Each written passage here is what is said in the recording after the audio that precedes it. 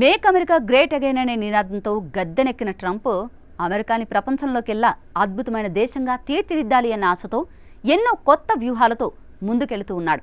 కానీ వాటిలో చాలా వరకు సక్సెస్ అవడం లేదు. దానితో ట్రంప్ విధానాలకు అలాగే ట్రంప్కు అమెరికాలో ఎదురుగాలి వీస్తోంది. ఇప్పుడు మేక్ అమెరికా గ్రేట్ అగైన్ కాస్త please make us survive again అనేలా పరిస్థితి తయారైంది.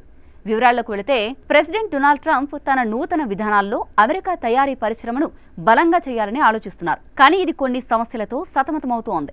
ఎందుకంటే అమెరికా ఫ్యాక్టరీలో పనిచేసే సాధారణ కార్మికుల సంఖ్య తగ్గుతోంది.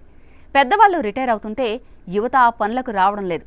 ఇది ఒక పెద్ద సమస్యగా మారింది. లేబర్ బ్యూరో చెప్పినట్లుగా ఇప్పుడు 4 లక్షల తయారీ ఉద్యోగాలు ఖాళీగా ఉన్నాయి. భవిష్యత్తులో గనక ఇదే సంఖ్య ఎక్కువైతే అప్పుడు కూడా ఇప్పటి ట్రంప్ విధానాల ప్రకారం కంపెనీలు విదేశాలపై ఆధారపడకుండా అమెరికాలో ఫ్యాక్టరీలు నిర్మించాల్సి వస్తే ఈ సమస్య మరింత పెరుగుతుందని నిపుణులు చెబుతున్నారు. 2017 నుండి యుఎస్ తయారీదారులు మంచి కార్మికులను ఆకర్షించడంలో ఇబ్బంది పడుతున్నారని, ఇది పెద్ద సవాలని national association of manufacturers financial expert అయిన విక్టోరియా బ్లూమ్ అన్నారు.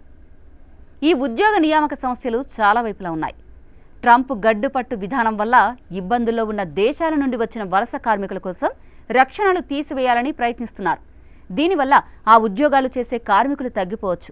అనేక అమెరికన్లు ఫ్యాక్టరీ పనులకు ఆసక్తి చూపించడం లేదు. ఎందుకంటే ఆ పనులు ఎక్కువ జీతం ఇవ్వవు.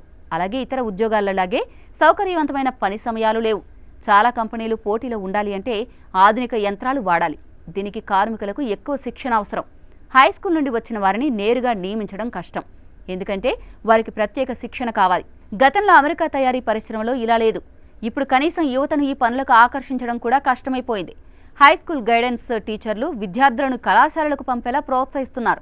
కానీ కళాశాల విద్యార్థులకు ఫ్యాక్టరీలో పనిచేసే నైపుణ్యం లేదు. ట్రంప్ బ్లూ కాలర్ కార్మికుల కోసం శిక్షణ ప్రోగ్రాంలను తగ్గించడం వల్ల కొత్త తరం కార్మికులను శిక్షించే ప్రయత్నాలు ఆగిపోయాయి. జాబ్ కార్ప్స్ అనే 60 సంవత్సరాల కార్యక్రమాన్ని రద్దు చేయాలని ప్రయత్నిస్తున్నారు. ఇది 16 నుండి 24 సంవత్సరాల యువతకు వర్తకాలలో కెరీర్కు మార్గం చూపుతుంది. తన చుట్టూ ఉన్న వైట్ కాలర్ జాబ్స్ను చూసుకొని మేడ్ అమెరికా గ్రేట్ అగైన్ అనుకుంటున్న ట్రంప్ వాస్తవానికి please make us survive again అనే స్థితిలో ఉన్నాడన్న విషయం ఎప్పటికి తెలుస్తుందో.